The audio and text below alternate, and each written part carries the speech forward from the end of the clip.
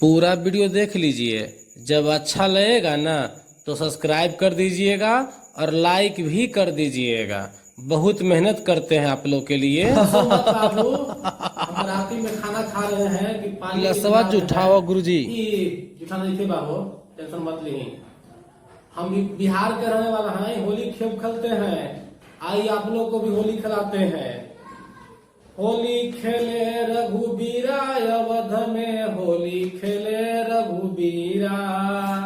एक गिलास में पानी जो लिए, एक गिलास में पानी जो लिए, और एकरो में डाल दिए नीला, एकरो में डाल दिए नीला, और फिर ऊपर से पीला।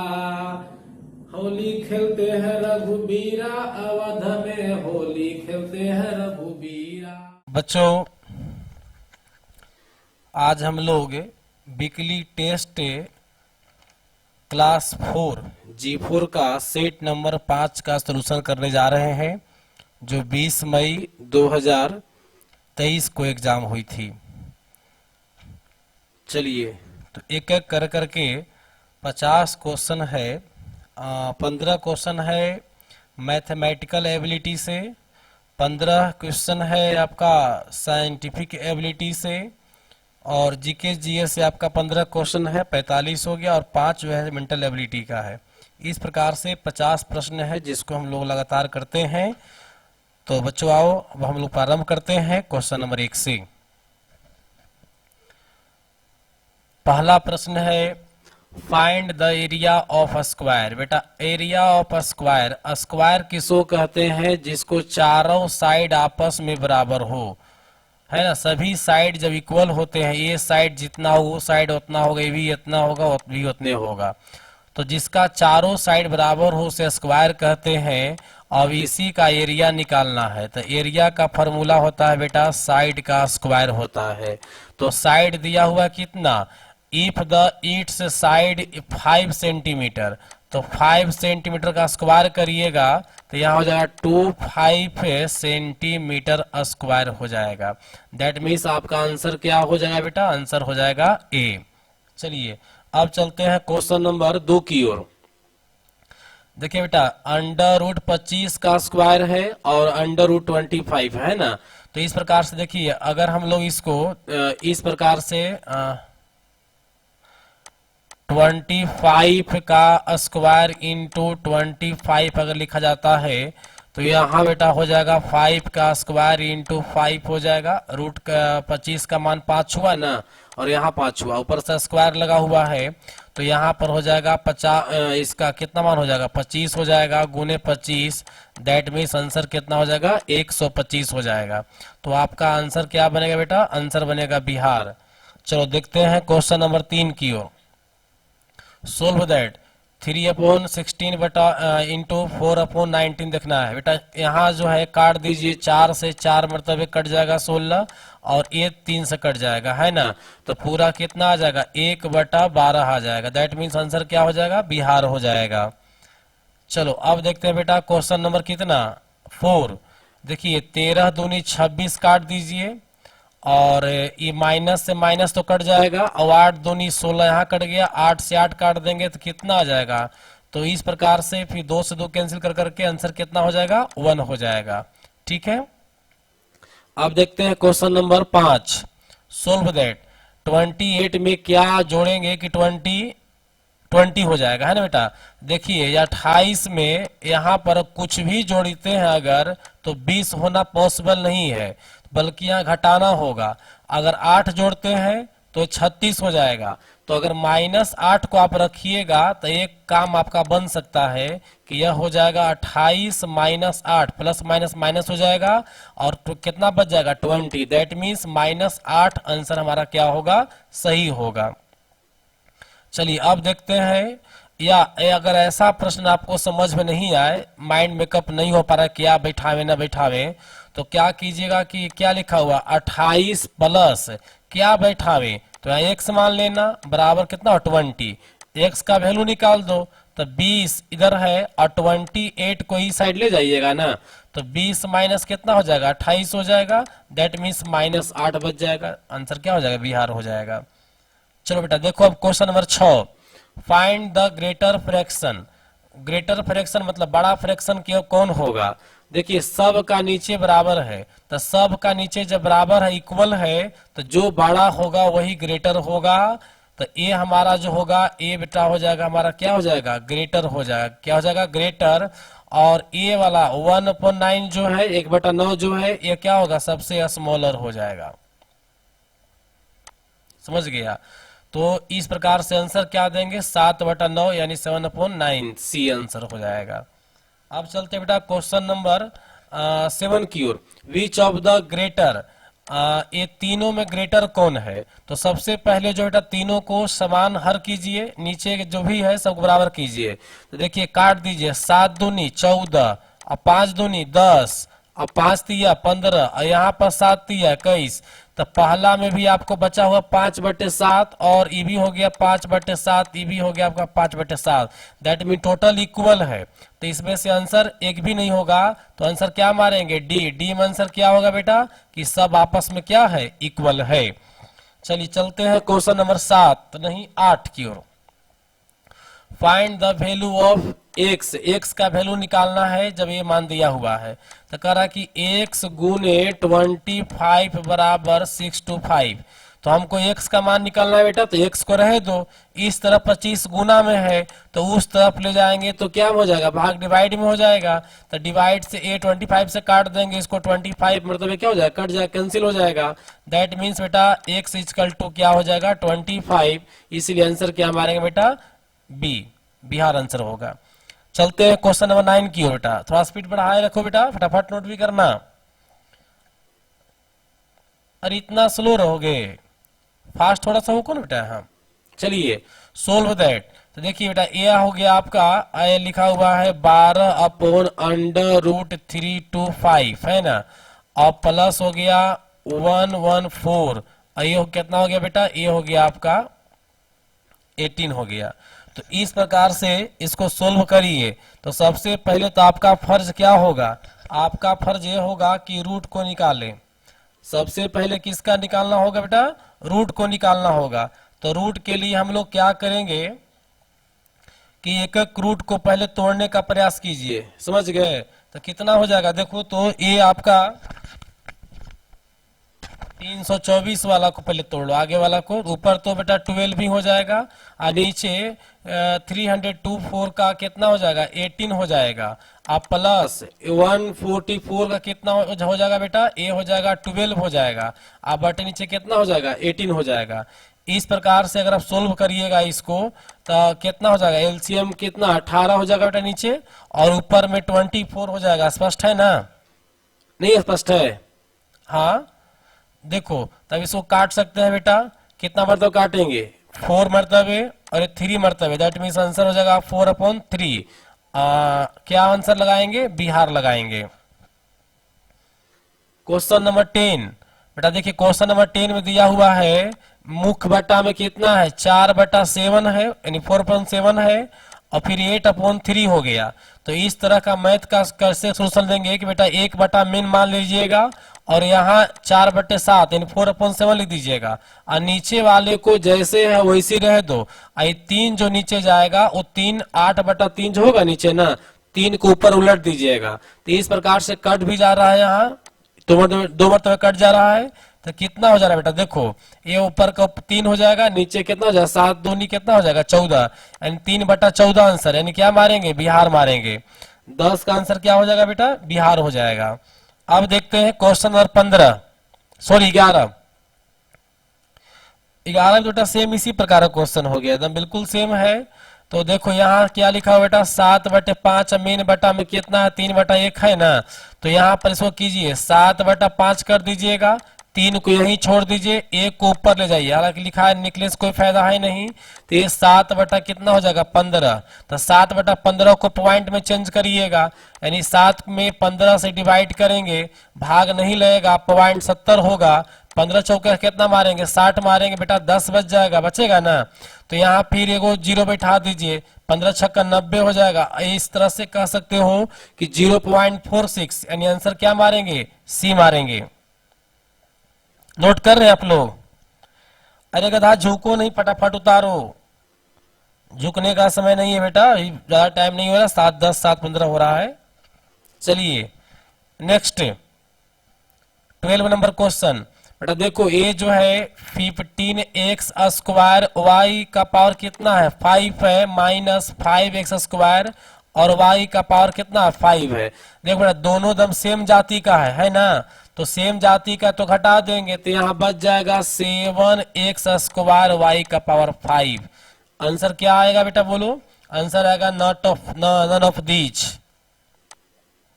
चलिए क्वेश्चन नंबर बेटा 13 देखिएगा। Mohan buys a chair for 150, 150 रुपया में चेयर खरीदा। सेल इट फॉर 165, सेल कितना में किया बेटा 165 में किया। तो फाइंड द हिज प्रॉफिट या लॉस, मतलब इसको प्रॉफिट हुआ कि लॉस होगा। सबसे पहले विचार करेंगे कि सीपी कितना है बेटा, सीपी है 150 मतलब 150 रुपया। एसपी मतलब सेलिंग प्राइस कितना हो गया 165। देखो बेटा यानी खरीदा 150 में अब बेचा कितना में 165 में, तो एकदम कंफर्म है कि प्रॉफिट होगा। क्या होगा बेटा? प्रॉफिट होगा। और प्रॉफिट कितना होगा 15 रुपीज प्रॉफिट होगा, 15 रुपीज प्रॉफिट होगा।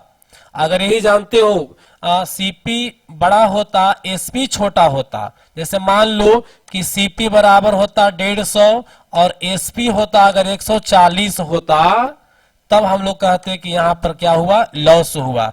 लेकिन मेरा देखिए एसपी सीपी से बड़ा है, मतलब इसको अधिक रकम मिला है, अधिक अमाउंट मिला है, दैट मीन्स इसको प्रॉफिट होगा। अब प्रॉफिट कितना होगा बेटा 50 ये है 150 है ना 165 है, तो 15 रुपया का प्रॉफिट होगा। तो इस प्रकार से हम लोग क्या करेंगे,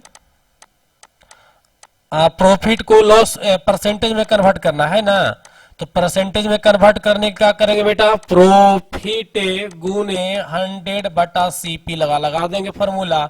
तो ये हो जाएगा हमारा 15 इंटू 100/150। तो बेटा 10 मरतबे 10 से 10 यहाँ कैंसिल हो जाएगा, सिर्फ एक 10 बचेगा। आंसर क्या होगा 10%। दैट मीन्स आंसर क्या मारिएगा बिहार। काटने छाटने का काम जो है ना बेटा अपने करना, क्योंकि हमारा जो काटने का स्पीड रहेगा वो हाई रहेगा, ये आप लोग खुद मैनेज कीजिएगा अपना। चलिए अब आते हैं क्वेश्चन नंबर 14 5:2 इक्वल टू कितना है बेटा 10:x। तो इस तरह का मैथ होता है बेटा, तो 5/2 कर दीजिएगा बराबर 10/x कर दीजिएगा और क्रॉस मल्टीपल गुना कर दो, तो यह हो जाएगा 5x बराबर 20। तो x बराबर कितना हो जाएगा बेटा 20/5।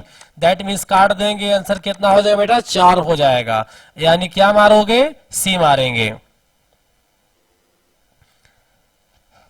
चलो फटाफट करो। अब आइए बेटा क्वेश्चन नंबर 15 मैथ का लास्ट क्वेश्चन से। फाइंड द एंगल ऑफ सी, सी कोण को बेटा इसको निकालना है। देखिए आप पढ़ चुके हैं बेटा, दो बात याद रखिएगा, किसी भी त्रिभुज का जो टोटल एंगल होता है, total angle sum of angle जो होता है बेटा वो होता है कितना डिग्री 180 डिग्री होता है ना। अच्छा किसी भी त्रिभुज का एक भुजा अगर बढ़ाते हैं और ये 120 है, तो ये कन्फर्म है कितना होगा 60 होगा। क्या होगा 60 होगा। तो ये 60 है और ये 40 है, तो ये 40 से और प्लस 60 कितना हो गया ये 100 हो गया। तो 180 में कितना घट रहा है 80 घट रहा है। दैट मीन सी बराबर कितना हो जाएगा बेटा 80 हो जाएगा। या फिर एक तरीका और है बेटा, वो तरीका क्या से देखो कि यहां वाला जो कोण बनता है ना, ट्रायंगल के बाहर में जो एंगल बनता है वो इस कोण और इस कोण के जोड़ के बराबर होता है। मतलब 40 प्लस सी को जोड़िएगा तो बाहर वाला 120 हो जाएगा। इसीलिए सी बराबर हो जाएगा 120 और माइनस कितना होगा 40 equal to 80 degree. That means क्या मारेंगे आंसर बेटा सी मारेंगे। चलिए बेटा अब साइंस में आते हैं हम लोग। Question number 16 the frequency range of sound बेटा फ्रीक्वेंसी रेंज ऑफ साउंड समझिएगा ठीक से, फ्रीक्वेंसी रेंज क्या होता है। देखिए एक फ्रीक्वेंसी रेंज हो गया कि 0 हर्ट्ज से लेकर के 20 हर्ट्ज तक, और फिर एक हो गया 20 हर्ट्ज से लेकर के 20,000 हर्ट्ज तक, और फिर एक हो गया कि इससे मोर हो गया। मोर मतलब क्या हुआ, अधिक हो गया। इसको बेटा 3 रेंज बांटते हैं हम लोग इस प्रकार से। देखिए यही हमारा साउंड होता है, यही हमारा क्या होता है, साउंड होता है। और इस साउंड को ह्यूमन बींग्स जो है आसानी से सुन सकता है। तो हम लोग जिस साउंड को सुनते हैं वो उसका लिमिट, लोअर लिमिट होता है बेटा 20 हर्ट्ज से, और अपर लिमिट होता है 20,000 हर्ट्ज। तो आंसर क्या मारिएगा बेटा, देख लो आंसर यहाँ पर होगा, आंसर सी बनेगा। क्या बनेगा बेटा आपका आंसर सी। नीचे वाले साउंड को ह्यूमन नहीं सुनता है, मतलब आदमी नहीं सुन सकता है, और इससे 20,000 से पार भी जो होगा उसको भी ह्यूमन नहीं सुन सकता है। लेकिन इसको जो है ना बेटा इंसेक्ट्स वगैरह सुन सकता है, कीड़ा मकोड़ा सुन सकता है।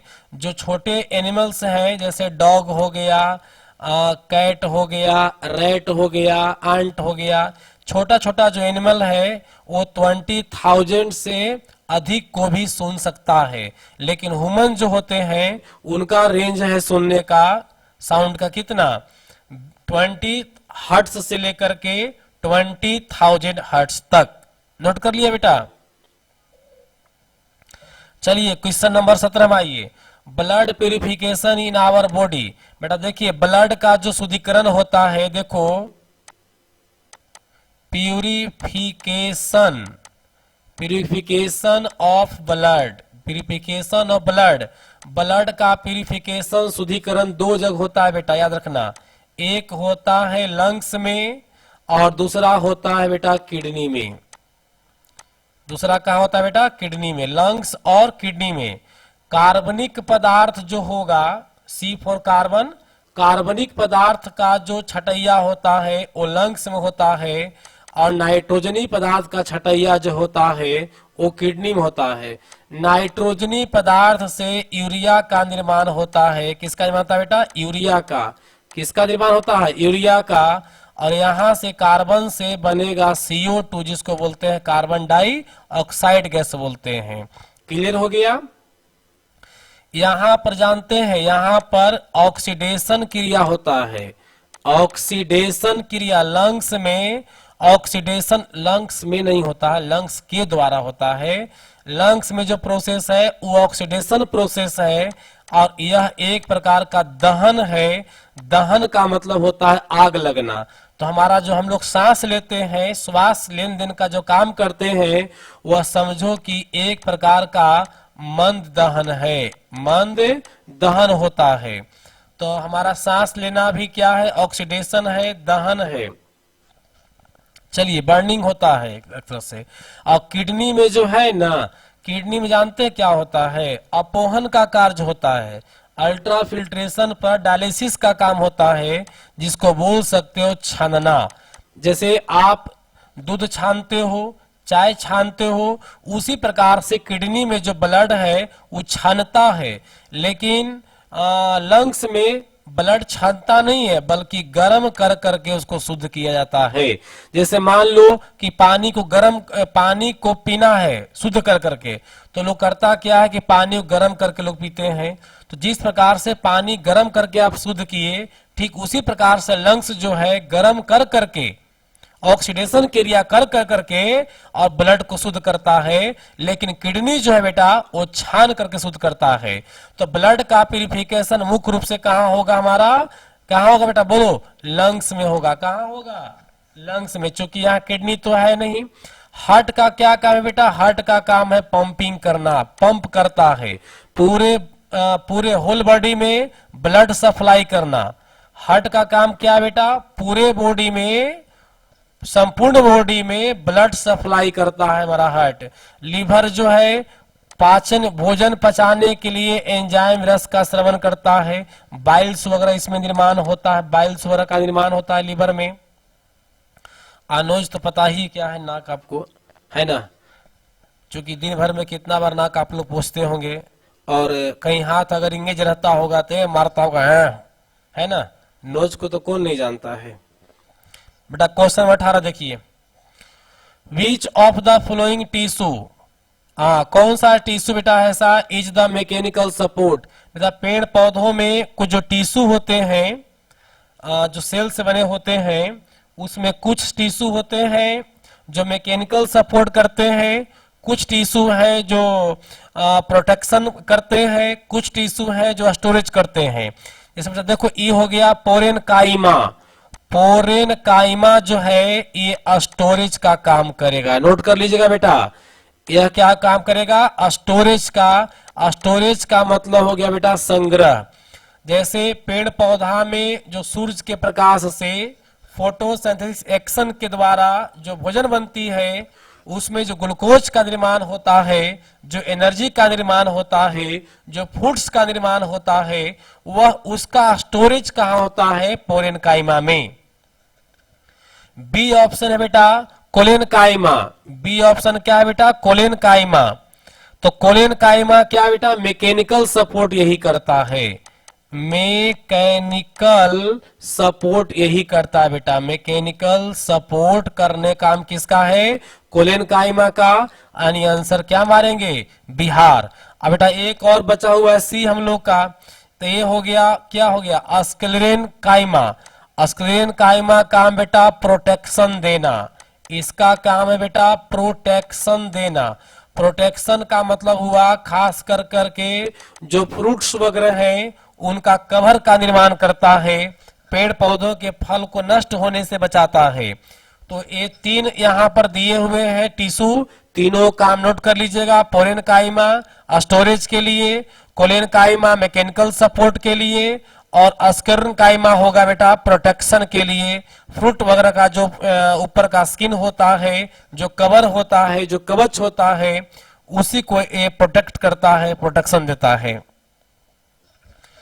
आप देखते हैं बेटा question number 19, the mass of a body is 30 kg। किसी बॉडी का मास 30 kg है, तब find the its weight on the earth. बेटा किसी भी बॉडी का जो वेट होता है उसका वेट का फॉर्मूला होता है mg।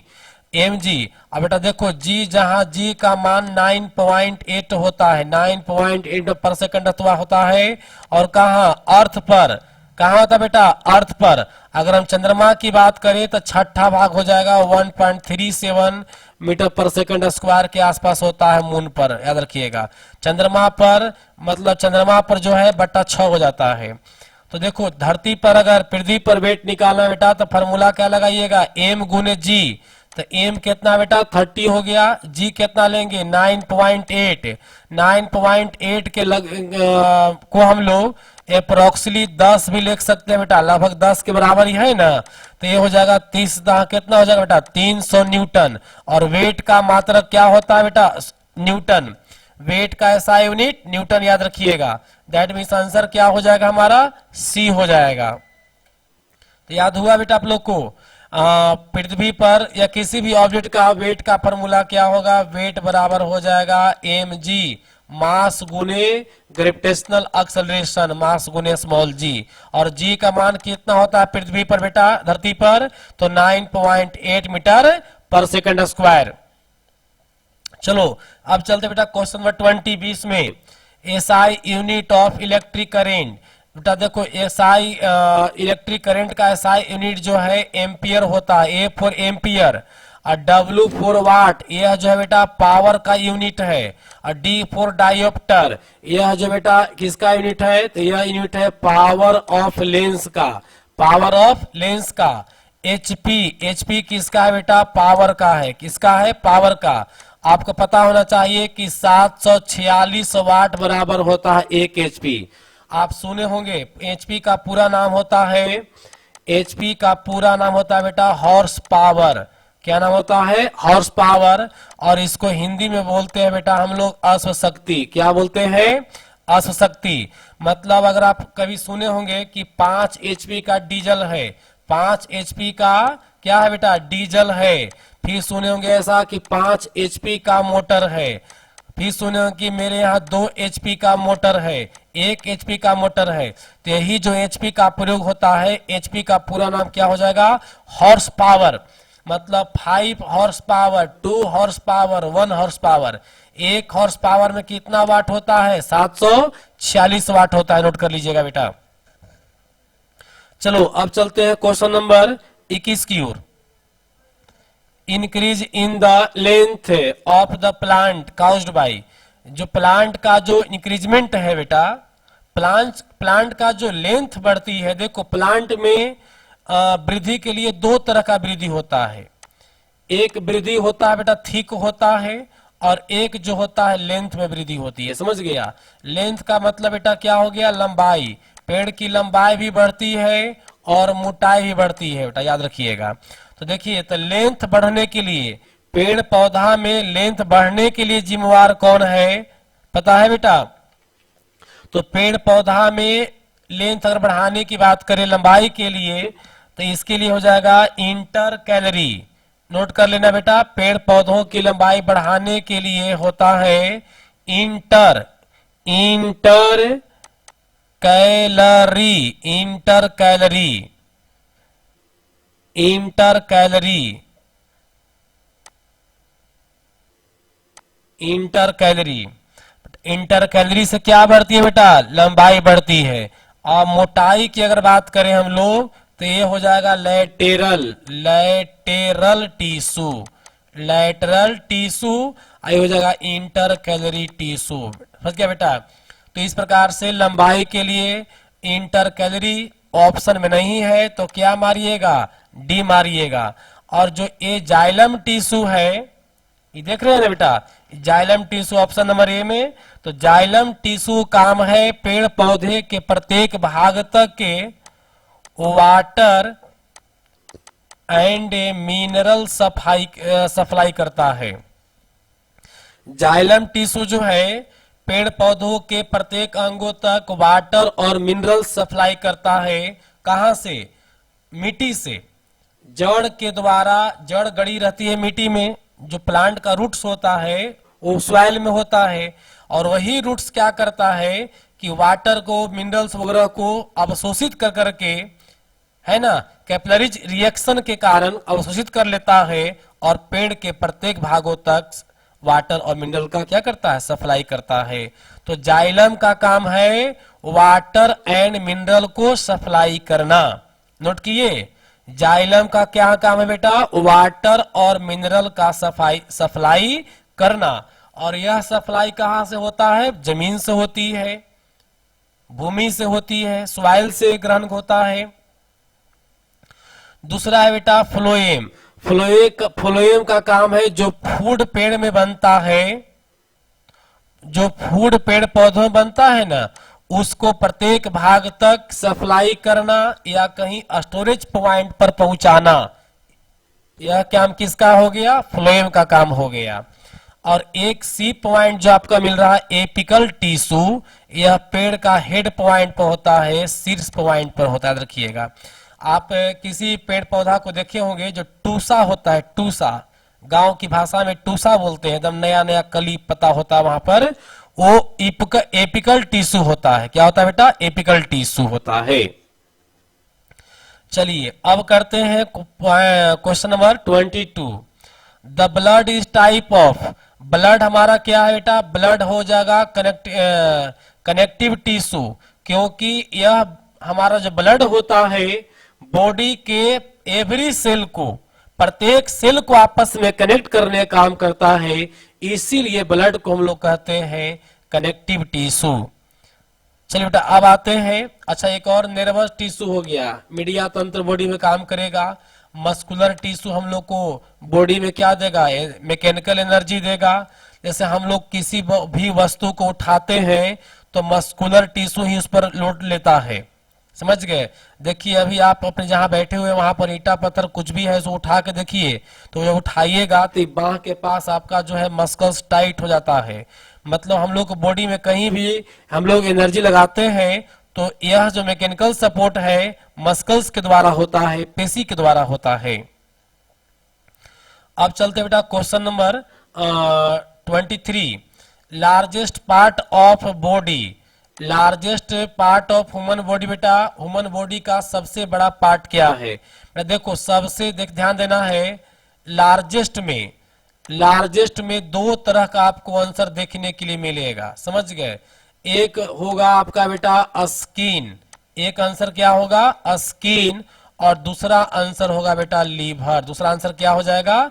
लीवर। तो देखिए पार्ट्स में अगर बात करें तो पार्ट्स में हमारा स्किन मारिएगा, और ग्लैंड की बात करें, ग्लैंड्स की बात करें, जो हमारे बॉडी में ग्लैंड्स है, थैलीनुमा स्ट्रक्चर जो है उसकी बात करें तो उसमें सबसे बड़ा क्या होता है? लीवर होता है। लेकिन जनरली पार्ट्स की बात होगा तो हमारे बॉडी का सबसे बड़ा पार्ट्स कौन बेटा है? स्किन है, चमड़ा है। किडनी का क्या काम है पता है ना बेटा? बताए थे ना, नाइट्रोजनी पदार्थ को छांटता है, मतलब बॉडी से यूरिया को निकालता है। बॉडी से किसको निकालता है? यूरिया को। और हार्ट क्या करता है बेटा? याद है अभी बताए हैं, हार्ट का काम है पंपिंग करना। क्या करना? पंपिंग करना। और लीवर काम है बाइल का निर्माण करना, पित्त का निर्माण करना। चलिए बेटा टाइम कम है, थोड़ा सा स्पीड बनाए रखिए आप लोग। 24 the atomic number of nitrogen, atomic number of nitrogen बेटा हो जाएगा 7। आंसर क्या हो जाएगा? सी हो जाएगा। क्या हो जाएगा बेटा? सी हो जाएगा, नोट कर लो। और 16 में कौन है? सल्फर है ना। अब यहाँ पर चलिए बेटा 17 में कौन है? 17 में क्लोरीन, बहुत फेमस है बेटा यहाँ पर। चलिए अब देखते हैं question number 25। The chemical formula of water, chemical formula of water का होता है H2O। क्या होता है बेटा? H2O। लेकिन अगर आपसे कभी हेवी वाटर की बात करें तो हेवी वाटर का जो है फॉर्मूला होता है बेटा D2O, और इसका मोलेकुलर वेट, और हेवी वाटर का मोलेकुलर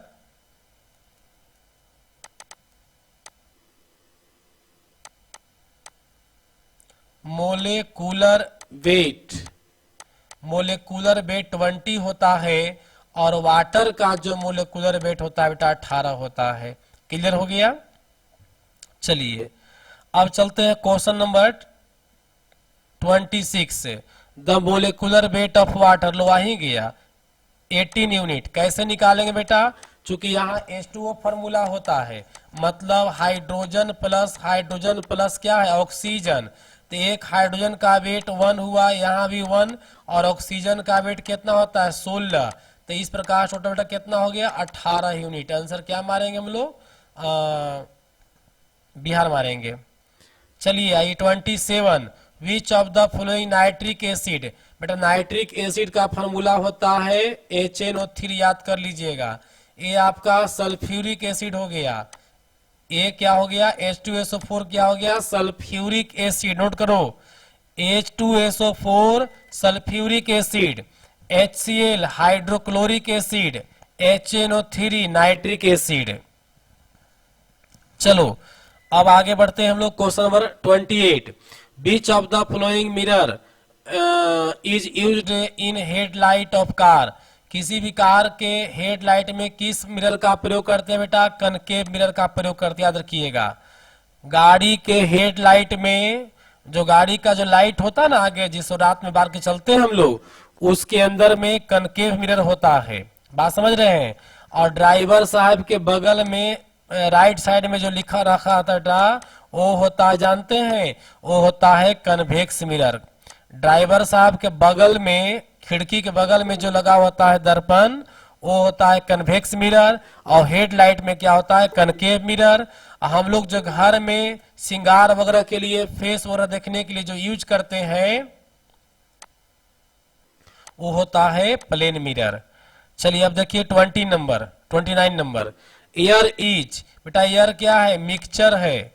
एयर क्या है? मिक्सचर है। 30 natural source of vitamin C, vitamin C का सोर्स, बेटा देखो जनरली विटामिन सी का सोर्स का नाम याद रखिए। खट्टा जो होगा वो विटामिन सी का सोर्स होता है। बनाना नहीं होगा, वाटर नहीं होगा, सन नहीं होगा, बल्कि ऑरेंज होगा। बेटा क्या मारेंगे? बिहार आंसर मारेंगे। अब आते हैं बेटा जीके जीएस एबिलिटी में, थोड़ा सा स्पीड बढ़ाइएगा जीके जीएस में। विश्व का छत पामीर का पठार, विश्व का छत क्या होगा, पामीर का पठार। इसी को एक और नाम है तिब्बत का पठार, एक और नाम क्या है, तिब्बत का पठार। यह जो बेटा तिब्बत का पठार जो है भारत से नॉर्थ में है, भारत से कौन डायरेक्शन है बेटा, नॉर्थ दिशा में है, मतलब चाइना के पश्चिम में, और भारत से पड़ जाएगा आपको उत्तर में। चलिए, सौर मंडल का सबसे गर्म ग्रह कौन होगा बेटा, शुक्र होगा। हालांकि सूरज के सबसे निकट कौन हमारा है, बुध है, लेकिन गर्म कौन होता है, शुक्र। डिस्कस करेंगे बाद में। भूदान आंदोलन, भूदान आंदोलन जो है किसके द्वारा किया गया था बेटा, विनोबा भावे के द्वारा। अब चलते हैं क्वेश्चन नंबर 34, गन्ना प्रजनन केंद्र। गन्ना प्रजनन केंद्र का मतलब हुआ जो केतारी ईख गन्ना है ना जो होती है, उसको रिप्रोडक्शन के लिए ताकि एक अच्छा क्वालिटी का बीज का निर्माण हो सके, जो संस्थान बनाया गया है वो कहाँ है, कोयंबटूर में है। कहाँ में है, कोयंबटूर में है। चलिए 35 क्रिकेट यूनियन में किस देश का राष्ट्रीय खेल नहीं है। बेटा देखिए, भारत का राष्ट्रीय खेल हॉकी है, भारत का राष्ट्रीय खेल क्या है, हॉकी। और ऑस्ट्रेलिया का क्या है बेटा, क्रिकेट है। और इंग्लैंड का भी क्या है बेटा, क्रिकेट है। तो इसीलिए हम क्या मारेंगे, भारत मारेंगे, क्योंकि पूछ रहा है कि राष्ट्रीय खेल नहीं है तो भारत मारेंगे। बिहार का राज्यपाल, बिहार का राज्यपाल बेटा पहले फागू चौहान थे, अभी राजेंद्र विश्वनाथ जी हैं। चलिए आइए 37 में, मेमोरी कार्ड क्या है, मेमोरी कार्ड सॉफ्टवेयर है कि हार्डवेयर है। बेटा देखो, जो फंक्शन केवल करता है, जो केवल फंक्शन करता है, फंक्शन है ना, जिसको हम देख नहीं सकते हैं, फंक्शन करा सकते हैं, वो सॉफ्टवेयर होता है। जिसको हाथ में छू करके पकड़ के देख सकते हैं कि यह कोई चीज है, तो वो क्या होता है, हार्डवेयर होता है। तो मेमोरी कार्ड सब लोग देखे हैं, मोबाइल में यूज होता है या कंप्यूटर में यूज होता है, हालांकि हर जगह यूज हो रहा है मेमोरी कार्ड का, तो ये क्या हो जाएगा, हार्डवेयर हो जाएगा। पता है, अब माउस भी क्या होगा, हार्डवेयर, कीबोर्ड भी क्या होगा, हार्डवेयर, क्योंकि लोग हम लोग छू कर देख सकते हैं। लेकिन आपसे कोई पूछे व्हाट्सएप, फेसबुक, यूट्यूब, तो ये सब सॉफ्टवेयर है, हार्डवेयर नहीं है। क्या व्हाट्सएप को आप छू कर देख सकते हो कि हल्का है कि भारी, यूट्यूब को छू कर देख सकते हो, नहीं। तो जिसको छू कर देख सकते हो वो हार्डवेयर हो गया, जो आपके कॉन्टेक्ट में आ सके, हार्डवेयर हो गया। डज नॉट कॉन्टेक्ट, सॉफ्टवेयर होगा। 38 पाषाण काल में आदि मानव का मुख्य भोजन क्या था बेटा, पाषाण काल में जनरली लोग क्या थे, मांसाहारी, यानी आंसर क्या मारेंगे, ए मारेंगे। चलिए बेटा आगे चलते हम लोग 39 नंबर 39, वेदों की कुल संख्या 4, वेदों की कुल संख्या कितना है, 4 है। नोट करो बेटा, पहला है ऋग्वेद, ऋग्वेद, यजुर्वेद, नोट करो, ऋग्वेद, यजुर्वेद, सामवेद और अथर्ववेद। और ये जो 12, 18 है ना, ये है बेटा पुराण के संख्या, याद रखिएगा। 4 हो गया वेद और 18 पुराण होता है, पुराण की संख्या 18 होती है। चलिए अब आइए 40 नंबर, त्रिपिटक नामक ग्रंथ किस धर्म से, त्रिपिटक मतलब इसमें 3 किताब होता है बेटा, त्रिपिटक। एक होता है सूत पिटक, एक होता है, एक बुक का नाम है सूत पिटक, दूसरा का नाम है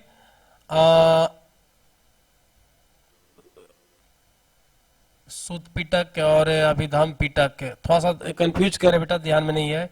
एक हो गया शायद विनय त्रिपिटक, एक तो हो गया बेटा अभिधम पिटक, अभिधम पिटक, लगता है शायद बेटा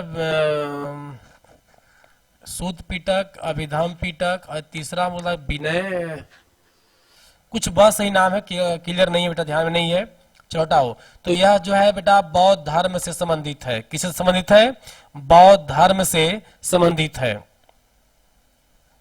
चलिए बेटा अब देखते हैं क्वेश्चन नंबर 41, अशोक सम्राट, अशोक सम्राट किस वंश के प्रतापी राजा थे बेटा, मौर्य वंश के थे। और कहाँ के रहने वाले थे, मगध के, बेटा याद रखिएगा।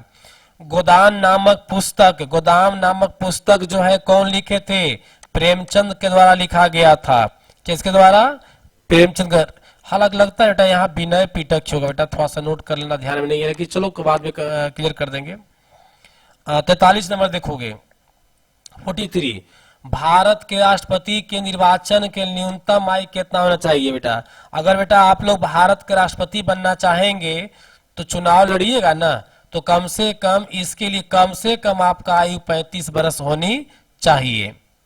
चलिए, क्षेत्रफल की दृष्टि से भारत का सबसे छोटा राज्य, क्षेत्रफल की दृष्टि से सबसे छोटा राज्य कौन है बेटा? गोवा है। देखिए गोवा यहां पर है बेटा, देख लीजिए इसे,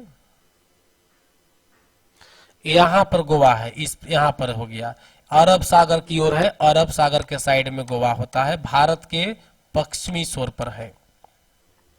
कौन है वो? गेट खुलाओ ना, कंप्यूटर बंद है का?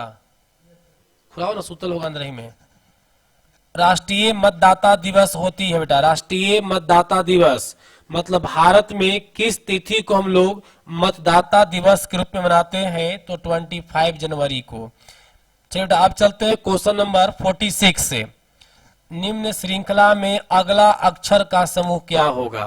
बेटा देखो यहां पर समझिएगा ठीक से, देखो यहां पर 3 और 8 मतलब यहाँ 5 इंक्रीज किया, और फिर यहाँ 8 से 10 2 इंक्रीज किया, फिर 5 15 हो गया तो 5 किया, फिर 17 2 किया, यानी 5 2 का सीरीज चल रहा है।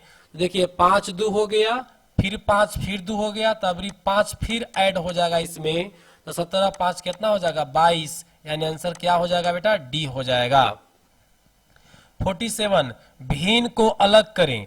कुत्ता है, मानव है, गाय है, मछली है। बेटा देखो इसमें कई तरह से अलग कर सकते हैं, चाहे तो हम ऐसे भी अलग कर सकते हैं, भीन को अलग करना है ना, तो चाहे तो हम लोग मानव को भी चुन सकते हैं कि बाकी सब एनिमल है, मानव अलग हो जाएगा। तो फिर अलग भी कर सकते हो कि कुत्ता जो है कहाँ रहता है? स्थल पर, गाय कहाँ? स्थल पर, और मानव कहाँ? स्थल पर। तो स्थल के दृष्टि से चलिएगा तब आंसर मछली होगा, और जानवर और मानव के दृष्टि से चलिएगा तब आंसर क्या होगा? मानव होगा। इस प्रकार का रीजनिंग टाइप का जो क्वेश्चन होता है भिन्न छांटने वाला, इसमें हर व्यक्ति का आंसर अलग अलग हो सकता है। चलिए अब आइए 48 में आइए। निम्नलिखित श्रृंखला में अगला अक्षर समूह क्या होगा? तो देखिए डी जी फिर जे है, कितना अल्टरनेट चला देखो तो, अल्टरनेट देख लो। डी के बाद डी ई एफ लिखिए, डी हो गया यहाँ, E F G, D E F G, फिर लिखिए एच आई जे, और आगे भी लिखो थोड़ा सा ए बी सी डी। तो देखिए यहाँ पर 2 गैप हो रहा है, ए के बाद डी हुआ, और फिर यहाँ 2 गैप हो गया, तो यहाँ फिर 2 गैप हो गया, तब हो जाएगा आई जे के एल एम, तभी 2 गैप कर दीजिए, आंसर क्या बन जाएगा? एम। 2 गैप करके है तो आंसर क्या हो जाएगा बेटा? सी हो जाएगा। बात समझ रहे हो ना? 2 गैप है एबीसीडी में। चलिए अब आइए 49 नंबर पर। निम्नलिखित श्रृंखला में अगला अक्षर समूह क्या होगा? तो बेटा BAT बैट का कोड कितना है? 123 है। मतलब कह सकते हैं कि B के लिए कोड है 1, और A के लिए कोड है 2, और T के लिए कोड है 3, और इसमें देखिए C के लिए कोड दे रहा है आगे 5 दे रहा है, और A का कोड 2 तो यहाँ दही लिख ही लिए हैं, T का कोड 3 यहाँ नोट कर लिए हैं, यही कोड फाइंड अप हो गया। तो पूछ रहा है कि BTA का कोड क्या होगा? तो B का कोड 1 हो गया, T का कोड 3 हो गया, और फिर क्या A, तो A का कोड क्या हो गया? 2 हो गया, 132, यानी हो जाएगा बिहार आंसर हो जाएगा। 50 आइए। यदि किसी भाषा में मैट को NBU लिखा जा रहा है तो बैट को क्या लिखा जाएगा? देखिए जस्ट बगल में लिखा रहा है, देखिए एम के बाद क्या होता है? एन, और ए के बाद क्या होता है? बी, और टी के बाद क्या होता है? यू। एबीसीडी में होता है ना ऐसा। तो एम के बाद जस्ट बाद, जस्ट बाद, जस्ट बाद। तो उसी प्रकार से बी ए टी को क्या लिखेंगे, तो बी के जस्ट बाद सी, ए के जस्ट बाद बी, टी के जस्ट बाद यू, सी बी यू। तो सी बी यू आंसर क्या होगा बेटा, ए हो जाएगा। तो बेटा चलो क्लास 4 का सेट नंबर 5, वीकली टेस्ट का सेट नंबर 5 आज क्लियर कर दिए। अब फिर मिलेंगे हम लोग अगले सैटरडे को सॉल्यूशन में।